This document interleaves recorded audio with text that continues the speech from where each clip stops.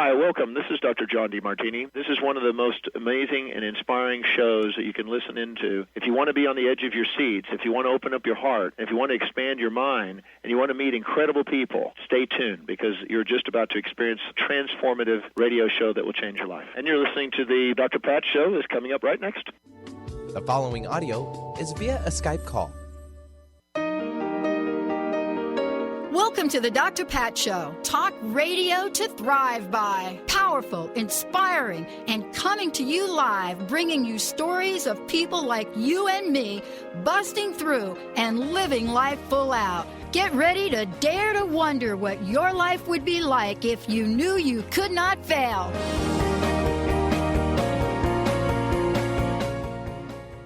Hey everyone, welcome. It's so great to have you here. I mean, I just gotta take my hat off to Linda. Linda's our producer, and she is the person that basically is responsible for who I get to chat with every day, setting things up, the hosts that we bring on. And, you know, I've always been in awe about the folks that I get to chat with. And, you know, just when you're finished with one conversation here and listening to the Dr. Pat Show, you think, wow, is it going to get any better? And it does. And, you know, this is what I'm so excited about today's show and what I get to talk about. But before I do, I want to say hi to Mr. Benny. Hi, Benny. What up, Pat? Fasten your seatbelt for this one. Already locked in, ready to go. Trays and tables up in the upright position, right? I'm ready. Let's do this. I'm just saying, you're ready. Fasten your seatbelt. Sex, love, and Dharma, ancient wisdom for modern relationships.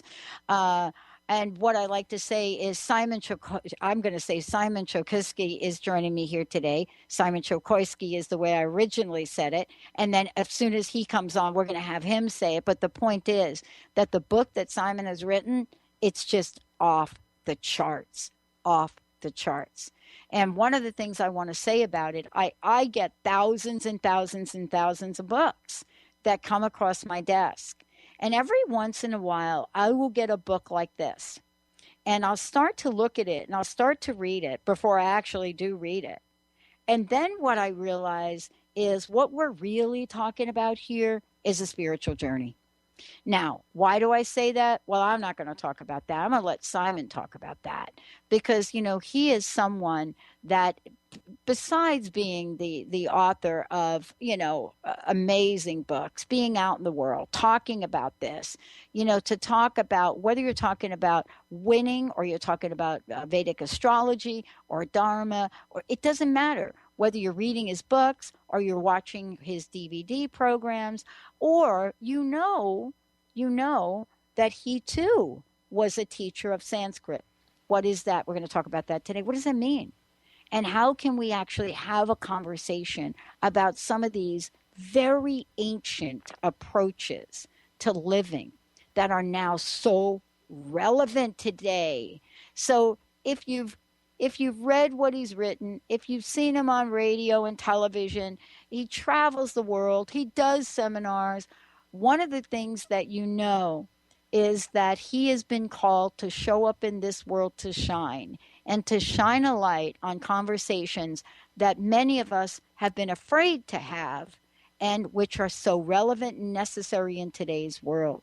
Simon, it's so great to have you on the show. Thank you. Pat, it's so amazing to be here. I wasn't feeling that good earlier, but I feel great now with that introduction. That's amazing. Thanks for having me. Here's what I pick up on. You know, in the book, and I mentioned what the book is called, Sex, Love, and Dharma, but here's what I didn't say. Ancient wisdom for modern relationships. I so want to talk with you about this. And, you know, the reason I'm really called to talk with you about this is when we say the word relationships, we leave out 90% of the relationships we actually do have in our lives. You know, we can sit and we can talk about our love relationships, but we are now in a world where we are so relationship driven that it's almost not fair to use the word relationship. So I want to start out by asking you the question, in all the years that you've been doing this work, that you've been teaching, what have you seen change in the past 10, 20 years around this particular conversation? And welcome to the show.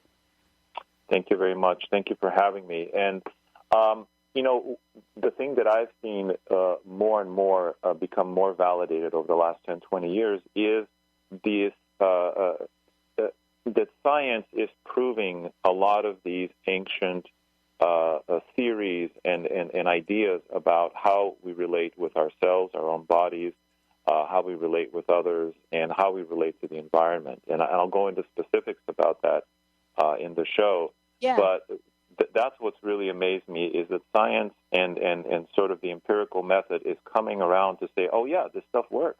This stuff is true. Whereas before it was maybe new age or just out there, but no more. And people are embracing this and coming to realize things like the gut is essential to human health, which is what Ayurveda has been talking about for 5,000-6,000 years, that your gut, and specifically the microbiome, the state, the health of your gut, is critical not only to digestion and assimilation, which we would think about the gut, but also to how you feel, to your mood. 70% of the serotonin in your body is made in the gut. Your immune system, so much is controlled by the health of our gut. And science and modern research is coming back to this and going, yeah, there's a lot to this. So that's what I've seen change over the last 10, 20 years. Yeah, I want to talk with you about this because, yes, now we are getting information, even though we know at some level, right, Simon, even though we know at some level that what we've been putting into our bodies has not really been the best for us. We have not had the kind of manifestations of that until the past decade. And what do I mean by that? I mean diseases that were never even listed before, like a disease like fibromyalgia, right? And sort of the rise in illness we have and autoimmune diseases. But isn't it exciting that even now here recently, we're really starting to talk about the gut? I mean, we're really now saying, wait a minute, even though we have put a ton of junk in there is a way to help out and get this thing healed. Isn't that really the new narrative on this? Yeah, and so the next question is, how do we do it? Right, I think we're all on board now and going like, yeah, okay, that sounds good. Let me try it, right? But how do we do it? And so the how, again, for the how, I think it's very useful and wise to look back at how the ancients did it. And, of course, they didn't have internet and the germs that we have, right, and they weren't exposed. But they were also exposed to pathogens back then. They were the same human bodies. They had a lot of similar circumstances that they learned how to deal with, and elegantly, I might say, not with drugs and surgeries, unless that was a last resort.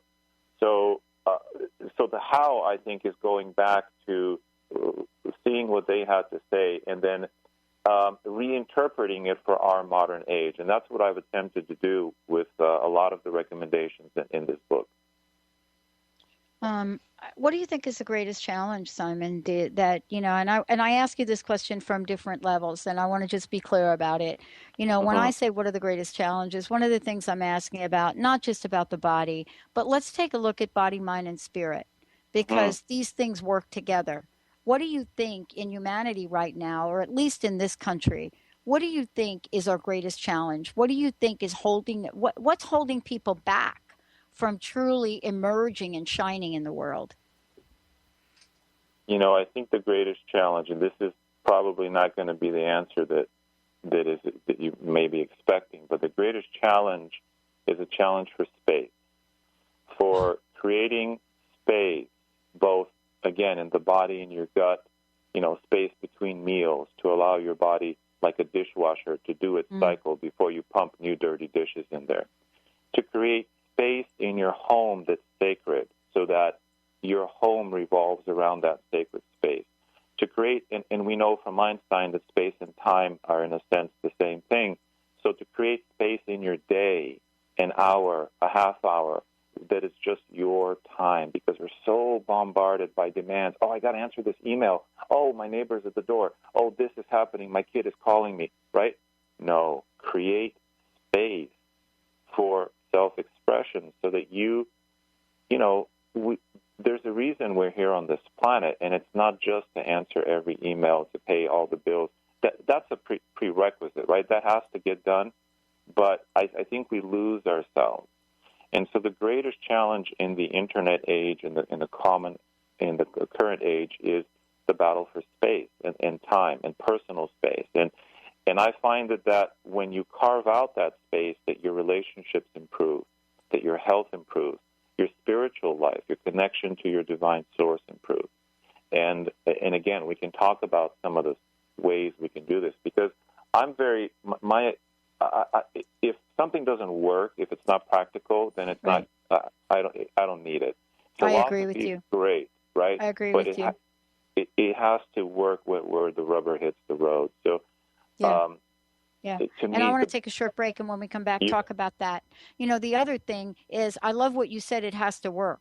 So what you're saying to me, and this is what I'm hearing, maybe we can talk about it when we come back. It has to work for the modern day and time we live in, because what my mom or maybe that those folks did to make things quote work is really different than today. And you've addressed this perfectly well.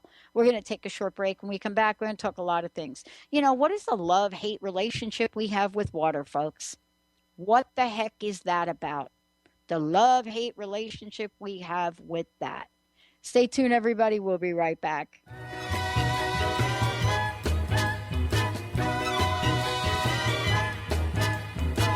Mama said there'll be days like this. There'll be days like this. Mama said. Mama said there'll be days like this. There'll be days like this. Do you want to achieve your goals?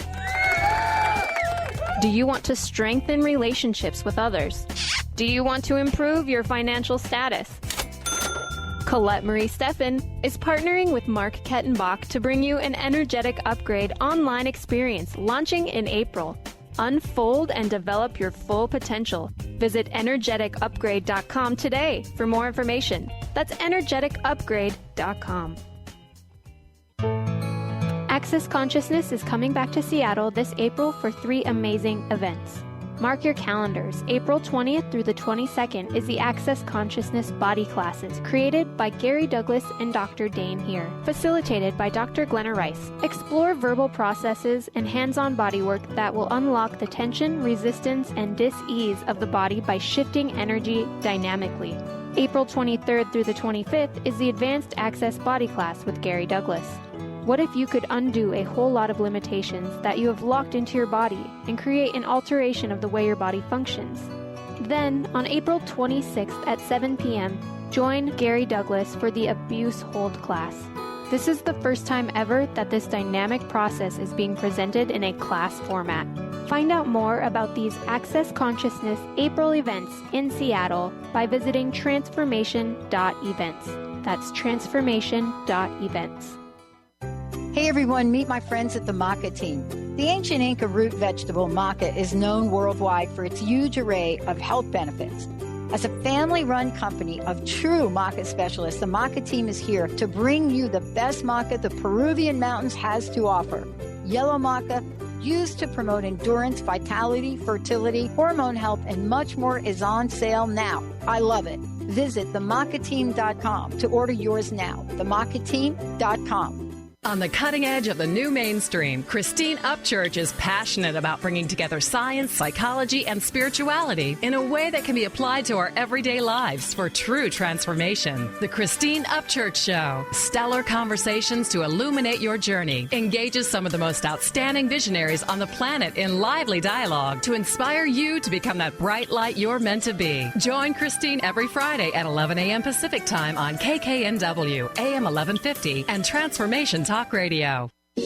Almost everyone at some time in their lives ask themselves, what am I? Most of our questions are ego-generated and simply don't address the problem of our false self. It's time to relax your ego and embody your soul. Dr. Dan Cohen, neurologist, inventor, and author, has created tools to awaken a new way to transform from who you thought you were into what you truly are. Visit toolstoawaken.com today. Are you into it?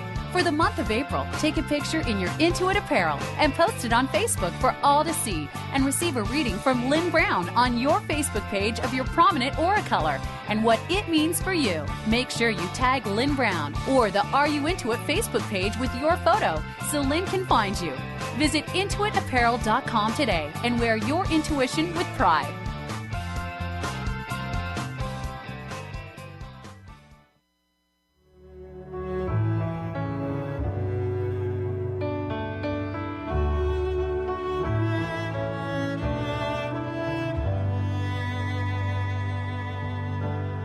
The water is wide, I cannot cross over. Wow, welcome back, everyone. Welcome back. Simon, before we jump into how do I get this thing going, how do I start? I want to make sure folks have plenty of information about you. How can they get a copy of the book? Would you mind sharing the best way for people to find out more about you and also get a copy of the book? Not at all. So my book is available everywhere. Good and bad books are sold. Amazon, Barnes & Noble, at your local library probably too. My website is spirittype.com, all one word, spirittype. And there you will see a lot of articles on water and other topics, as well as the free Dharma test. So you can find your Dharma type, which we'll be talking about a little bit later. And as well as events, and you can subscribe to the free newsletter as well. So that's how you get them. Oh, my gosh. Thank you so much. I want to talk about this thing that you and I mentioned a little bit before the break. And many of us really get a sense of, this is what I got to do. I've heard this about the gut. But then, as I said, many of us don't even know where to begin. I would love for you to take us on a journey that has the beginnings. And, of course, we are going to talk about Dharma, but people say, and they've said this quite a bit now so far this year, it's not about listing the things that I want to have happen in my life or change. It's how to get going and how to have that happen. And I would love for you to talk about this. I mentioned water. I don't even know if that's the first place we should start to do things differently. It's a great place. You know why? Number one, it's free, or more or less free, right? Bottled water is $1 or whatever. But it's not expensive. Number two, it's something you have to do anyway to survive. So learning how to optimize, how to really, really drink water so that it gets deep into your cells and helps digestion rather than hinders it is key. And I think this should, as we were talking about on the break, this should be taught in schools. Kids should know this stuff. But unfortunately, they're not. So the first thing is, in my opinion, aside from the quality of the water, which of course we want good quality water, high pH, and so on, and we can discuss that as well, but is understanding how to time the drinking of your water. So the first thing in the morning is when you should have 8 to 16 ounces of not iced water, either room temperature or warm water, and just get it down. It may not feel great, right, first thing in the morning, but get it down. Now, you can brush your teeth, right, and do it afterwards. Brush your teeth, scrape your tongue, get the bacteria out of your mouth, and then drink it. That's fine, but don't wait too long until after you've gotten up, because your inner skin, which is your GI tract, your gut, is you haven't had water for 8 to 10 hours before, so you need to rehydrate. What that does, drinking water on an empty stomach, which is what I'm advocating here, what that does is it also buffers a layer in your stomach, a bicarbonate layer, that is what buffers your hydrochloric acid, right? So you have hydrochloric acid in your stomach, your digestive enzymes to digest, that barbecue burger you're going to have for lunch. So what water does, when you drink water before eating, it actually puffs up that buffer like a sponge, right? So imagine a dry sponge that's really small and tiny, and then you add water to it and it puffs up. So when that buffer puffs up, the body, the stomach, can hold more hydrochloric acid. So it sends a signal to the body to say, hey, bring it back, bring it in here. And then, more hydrochloric acid is dumped into the stomach. So more hydrochloric acid means more ability to digest. Less hydrochloric acid, and now if you dump that burger in there, the body doesn't have the resources to digest it, so it sits. You get indigestion, you get sluggish digestion, bad bacteria begin to grow, and then a whole host of problems attend. So the idea is drink water before meals, 15 to 30 minutes if possible, before your meal. So if you're at a restaurant, right, they already give you that glass of water. Ask for water, no ice, if possible. Chug that, drink it. 15 to 30 minutes later, by the time you get your meal, what will happen is you should feel hungry because that hydrochloric acid in your stomach will make you feel hungry. Now, the converse of that is if you have water after a meal, what you do is so you've eaten your burger or whatever it is mixed with the hydrochloric acid into a chyle, like the kind of soupy stuff. Now when you add water to that, you're diluting it. So what happens is hydrochloric acid has a pH of 2. It's very acidic. Water is anywhere from 7 to 8, right?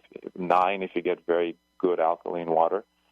What will happen is as you drink that afterward, especially a large amount, is it will dilute your digestive ability. And you don't want that. It will make you feel heavy and sluggish.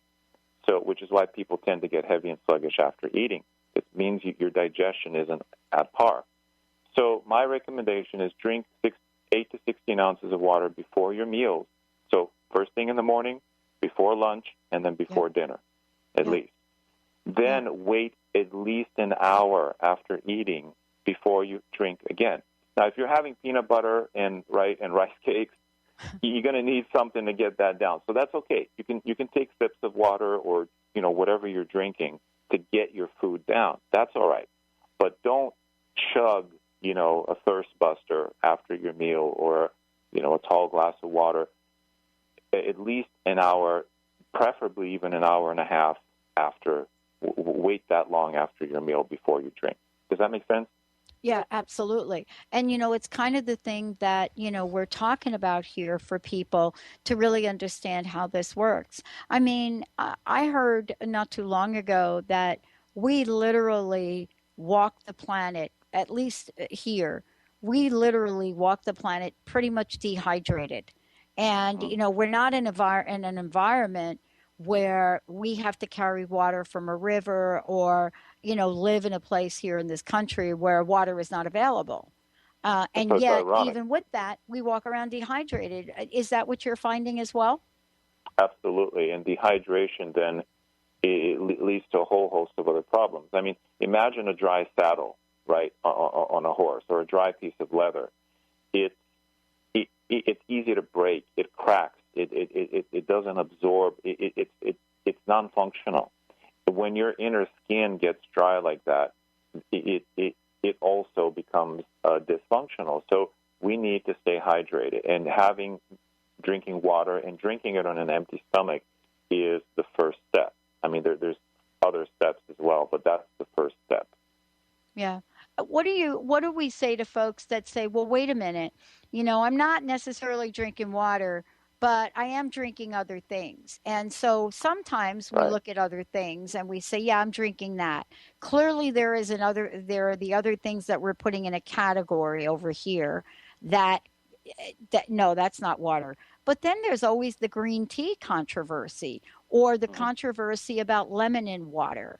Is that the same? Can I do that? Can I add something to the water? Or literally, am I to be a purist about it? And that's really been a really important question for people, Simon, I think. Yeah, and it is. It is an important question. Here's my take on it. Water takes on the quality of anything you put into it, even thoughts and words and subtle energy, but certainly, lemon juice or sugar or tea. So whatever you put into or coffee, right? Coffee is mostly 90% water with some bean residue, right? But it's not water, right? Because it's taken on the properties of that bean residue. And so, and so it has it becomes a carrier for that product. So, and that's okay. So what you're telling the body is, hey, I'm carrying this this bean residue into you, and you can use the liquid, but really the liquid is as a carrier. When you just give the body pure water, then you're letting the body use that water however it wants to, right? You're not saying, I need to give you sugar because right you're drinking Coke, or I need to give you coffee. You're saying, body, I'm going to allow you in your infinite wisdom. You know where you need it and how you want to use it. Here's this water. Use it, and then you let your body sort of work its magic.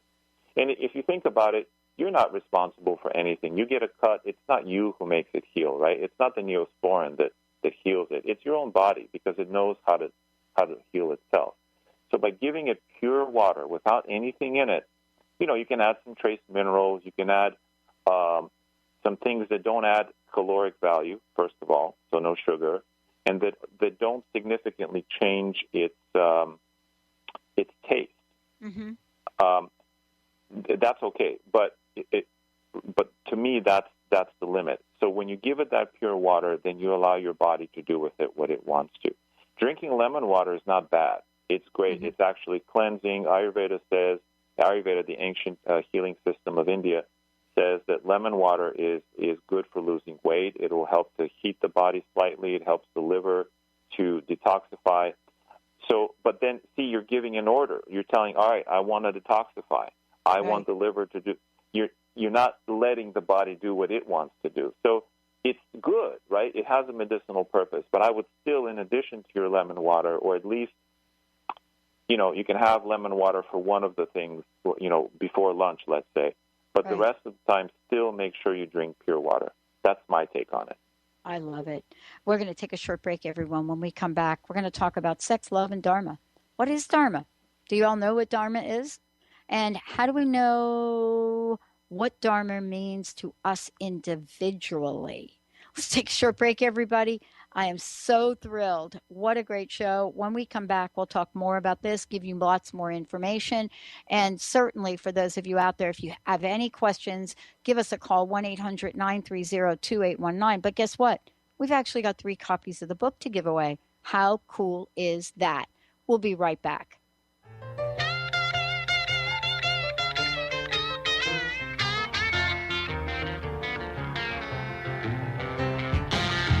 What's the matter with me? I don't have much to say. Daylight sneaking through the window and I'm still in this old night cafe.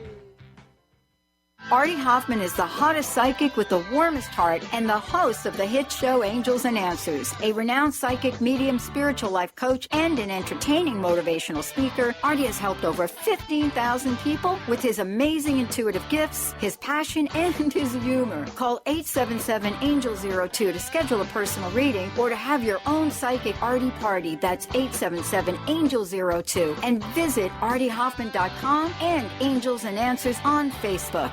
Tune in to Lucid Planet Radio with Dr. Kelly Neff. This hit show will illuminate your senses and empower you beyond your daily stressors and hardships. Renowned psychologist and author Dr. Kelly will captivate you with far-reaching topics and amazing guests as you wake to the greatest version of yourself. Learn to tap into your intuitions, think critically about our world, heal emotional and psychological wounds, and follow your passions to live your dreams. The Lucid Planet. Welcome home. Visit lucidplanetradio.com for more information. Song of the Heart, Walking the Path of Light, from author and healer Francine Vale, is available now. Through Francine's life story, we learn how imperative it is to love one another. Once this simple truth is learned, peace on earth will prevail. Song of the Heart is a life lived and a story told for this purpose. To learn more about Francine and her amazing gifts, or to order your copy of the book today, visit angelsandlightbeings.com. Hey everybody, this is Dr. Pat. Many of you have heard me talk about the Lyme disease epidemic going on right now in the world. I want to tell you about my friends at Results RNA. They have now created an entire Lyme support system for immune system support, detoxification, rejuvenation, and neurological healing. Please visit resultsrna.com to learn more, and for first-time orders, you'll receive a special 10% discount. All you have to do is type in Dr. Pat at checkout. Tune in to Sheer Alchemy with Leslie Fontaine on TransformationTalkRadio.com and get ready to stir up your passions, identify your blocks, and shift into an entirely new existence. Leslie Fontaine is a transformation catalyst and clairvoyant who uses her intuitive and energetic gifts to catapult listeners into living the life they were born to live. Whether it's shifting from scarcity to abundance, from emotional pain into joy, or from illness into health, Leslie will help you step into the true essence and power of all that you are with the help of the Ascended Masters and Archangels. You will not be the same. Visit TransformationTalkRadio.com for show dates and times, and LeslieFontaine.com to say yes to explosive abundance.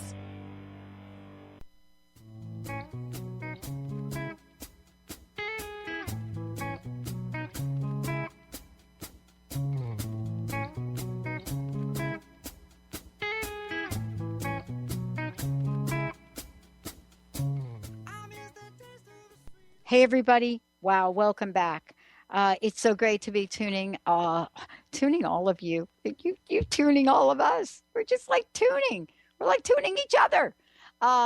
Sex, Love, and Dharma, Ancient Wisdom for Modern Relationships, joining me here today.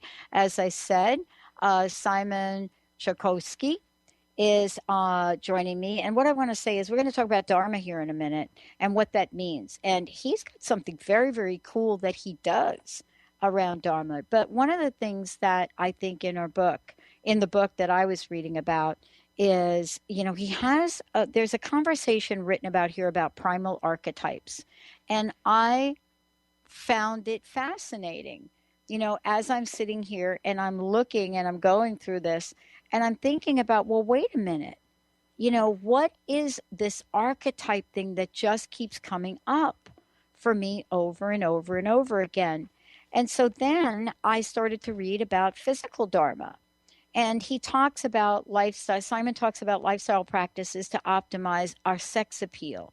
But besides all of that, one of the things that Simon said earlier, he was talking about space. And so when he was talking about space, I was really struck by that.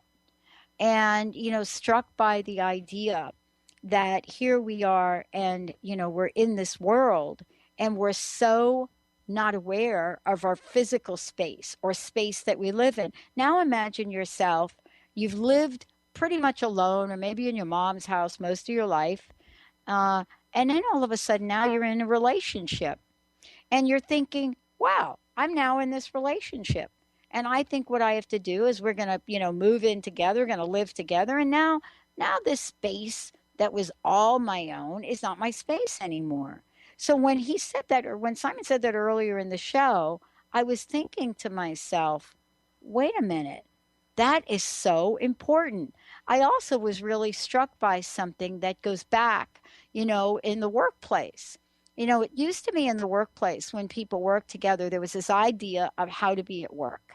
And there was plenty of space. And so interesting that in my life, one of my jobs was actually in facilities management, and I did space planning. And so I was thinking about what would be the top thing on my list that I would watch more people get set off about than anything else.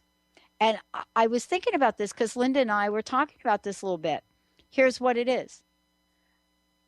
Just tell somebody that they're going to lose their window office. Don't even tell Benny that. But just mention to somebody, you're going to lose your window office. Or mention to them that the private office that they were once in is now going to be shared by somebody else. Now mention to them that not only is that space going to change, but now they're going to move to a new space. And how much does our environment play in the roles we have?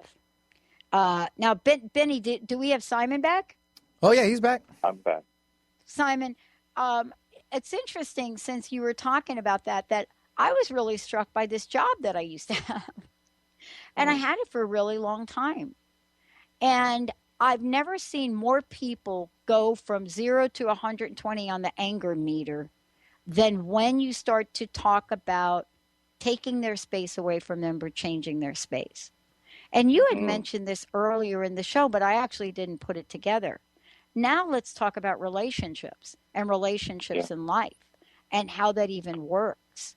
Now we're talking about how do I live my life in the context of another person, in their space, in their lives. And I wanted to ask you, where does that fall on the continuum, of this level of discovery, for our health, for our well-being, for our spirituality?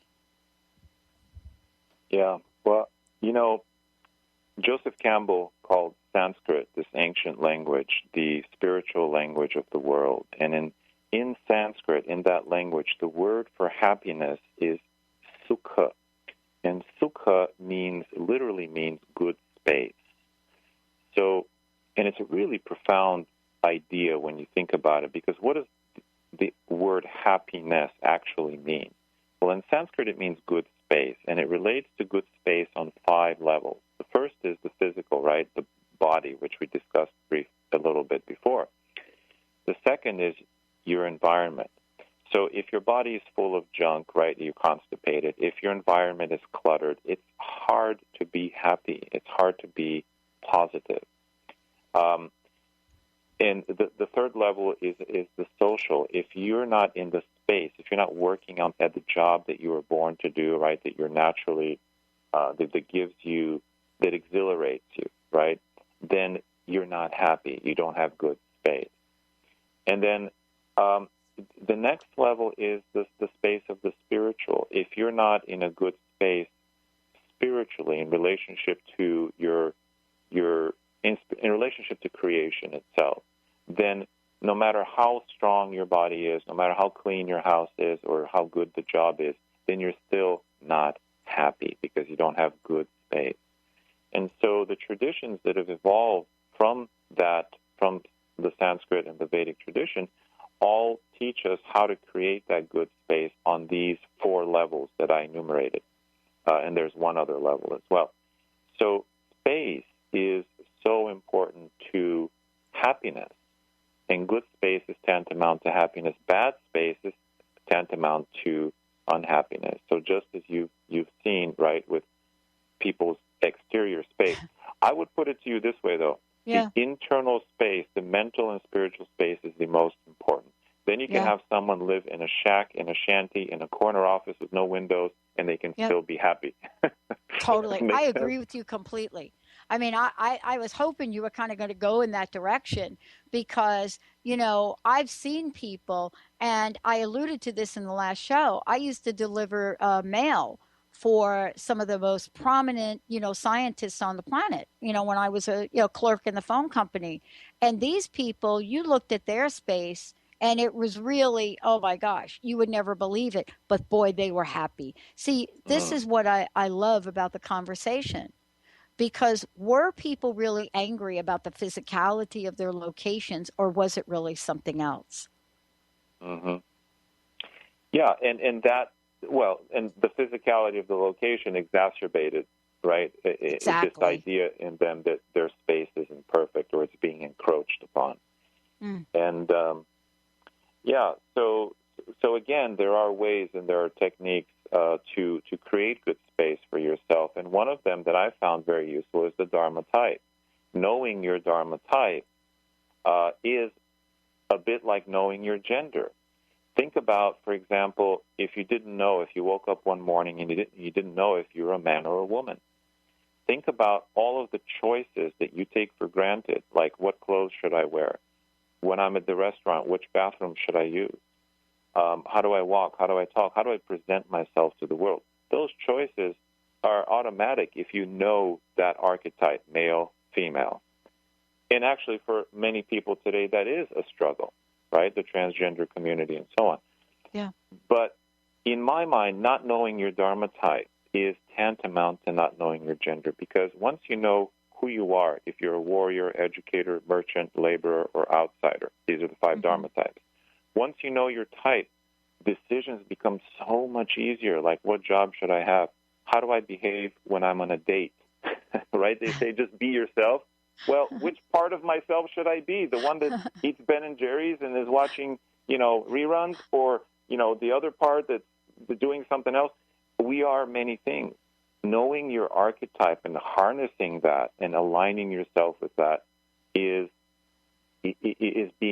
tantamount to being your best self, and it works in everything, in career, in relationships. And to me, that's how I found my good space, and aligned with my happiness. And I've seen it over and over for clients, for students, for people that I've worked with. Aligning with your archetype will help you find your good space. How do we do that? Because I know you're working with people, but I think this is so important for us to have this conversation, because I don't know about you, and I certainly don't know for our listeners, but I know there have been times in my life, Simon, where I clearly was showing up not as me. And I could feel it in every part of my bones. And I believe that was a part of the reason that I really, really got sick in 2004. Is because the part of me that wanted to continue to do what I was doing wasn't the part of me that the rest of the world wanted me to do or become. And so how do you assist people at determining this? Well, to be honest with you, I use the Vedic life map, which is basically your horoscope. Okay, it's based on the time, date, and place of your birth. And some people don't believe in this stuff, and that's okay.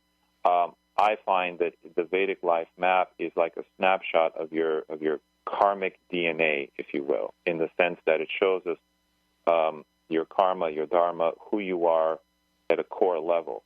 And then in speaking to that, I find that it speaks directly to the heart of a person, and they begin to know themselves. But then the other aspect of looking at the chart is that dynamic aspect.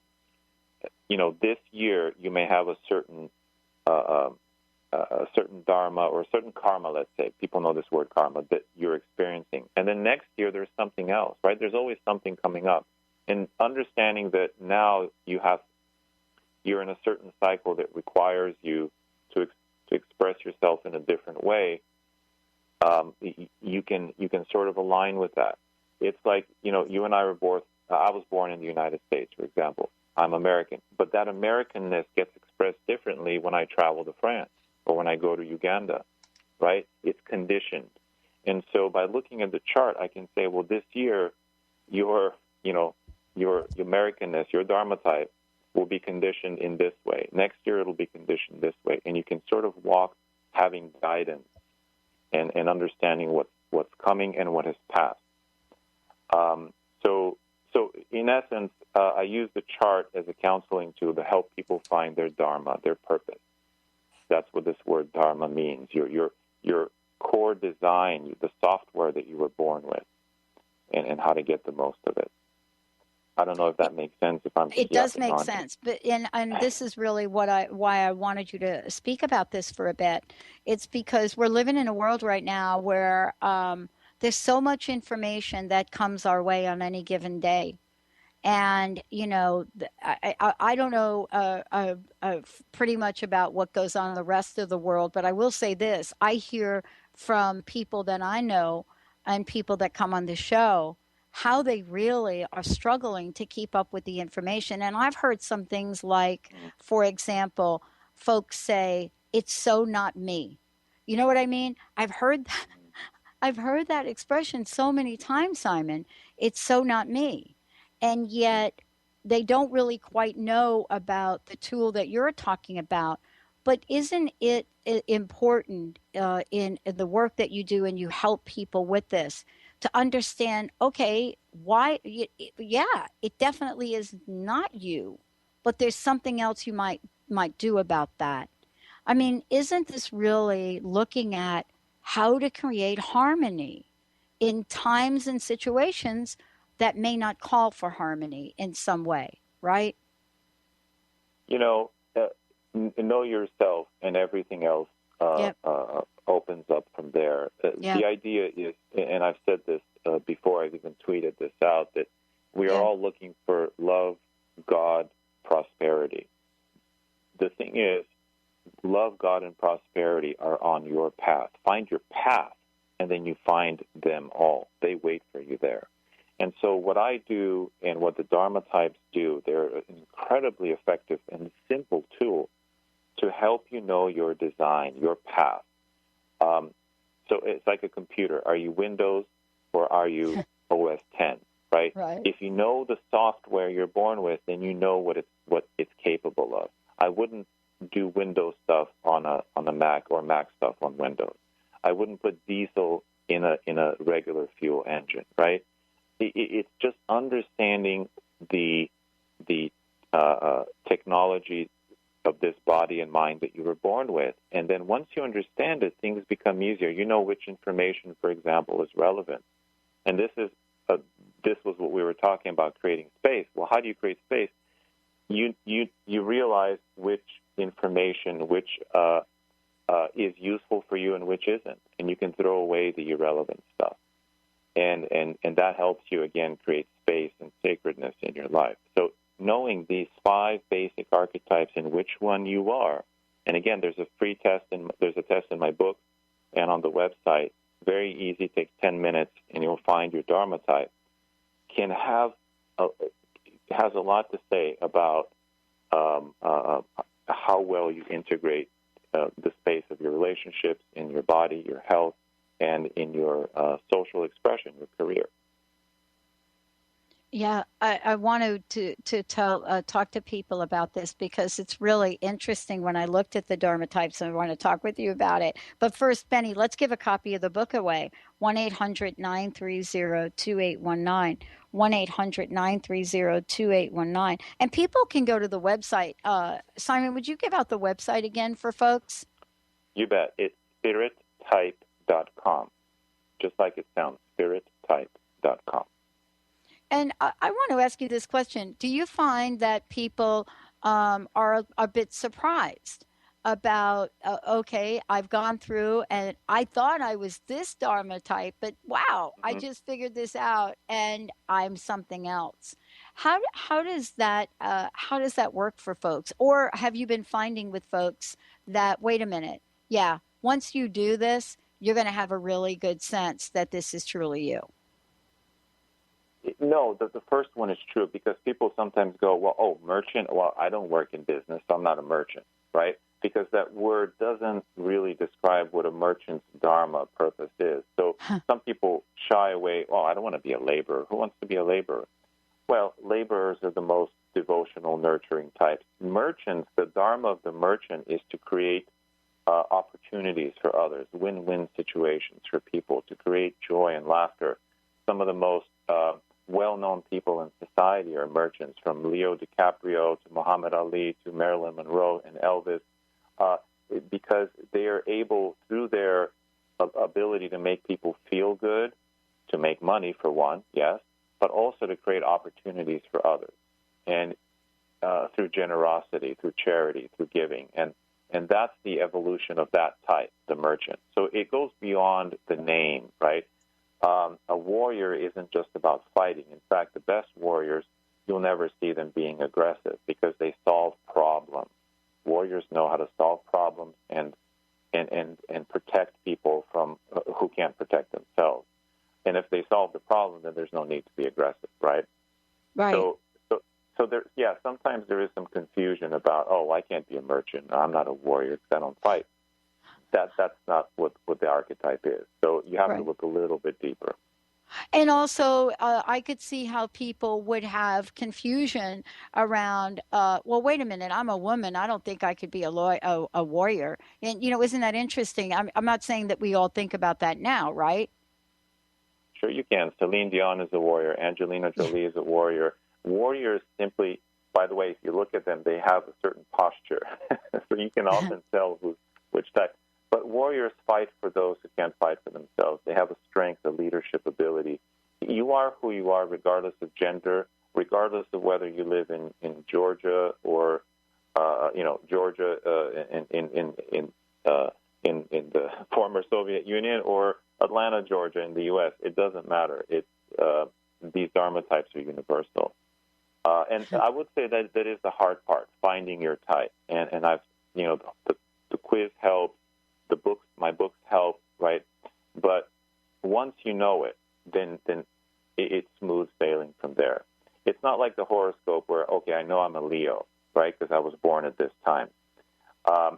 It's not as easy to learn your Dharma type, but believe me, it's worth the investment once you do, because a whole world opens up to you. Do you find that in the day and age we live in the media we live in, do you find in looking at Dharma and looking at the world that it becomes quite challenging for people to plug into current events, or at least the way they're portrayed, but yet we do it anyway? And I guess my question is about this inner conflict, this thing that perhaps we feel we have to do or we have to be, which is really not along our life's path. And I'm hearing this a lot from people, Simon. I'm hearing like, oh my God, I'm just grateful I have a job. Forget it. I'm not going to go out and do this ABC thing. Mm-hmm. Yeah. That's where more choice doesn't always bring more happiness. In the old days, you did what your parents did, right? Or something very similar. Now we have choice, and that's a great thing, by the way. I'm not boo-hooing choice. But too much choice creates confusion. Like right now, I can go out and become a real estate agent, a firefighter, a painter, whatever it is. But which one of those is really right for me? And I think there's a sense of overwhelm that happens. That you're like, okay, listen, just give me anything. I need to pay the bills, right? And the world isn't secure. So the thing is, the truth is, it doesn't matter how secure or unsecure the world is. When you give your gift that you are born to give, you become a source of value to the world, and you will be valued. When you hide your gift, and I know it's not that simple, and people may call in and say, well, it's easy for you to say.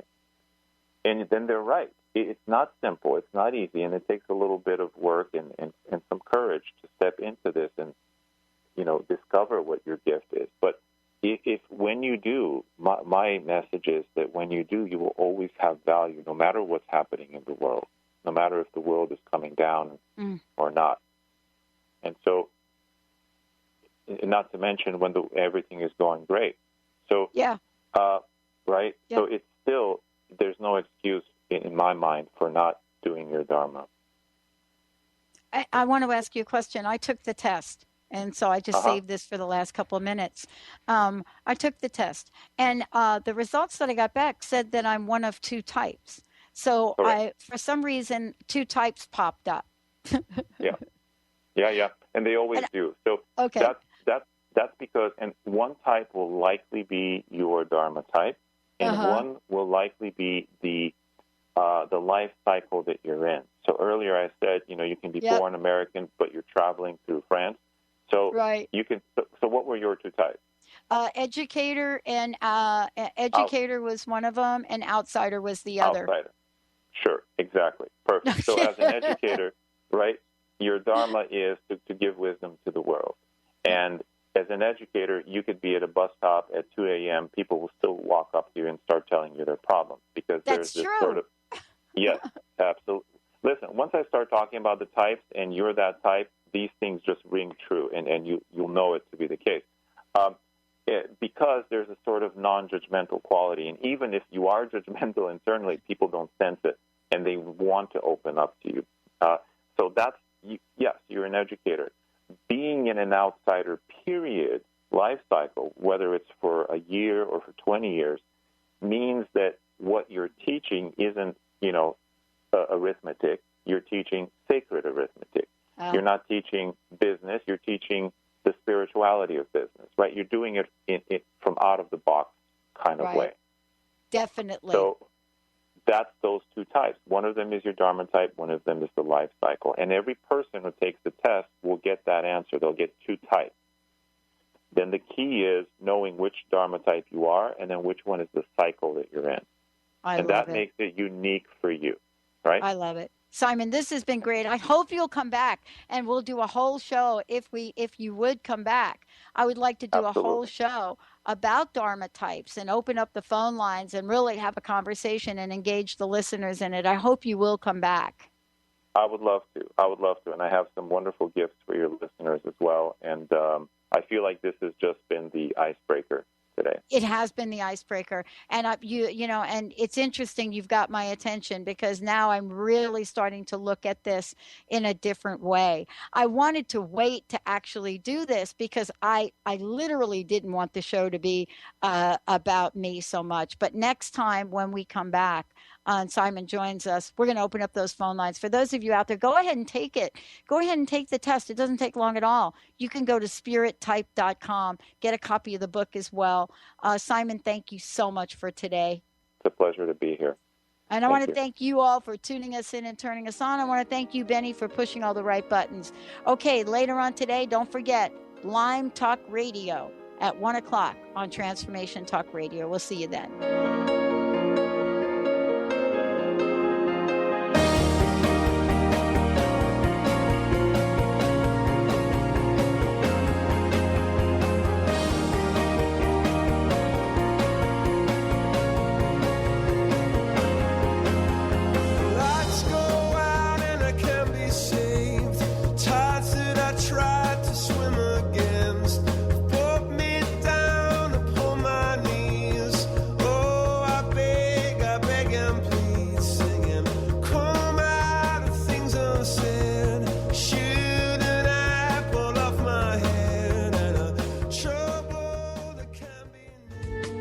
Preceding audio was via a Skype call.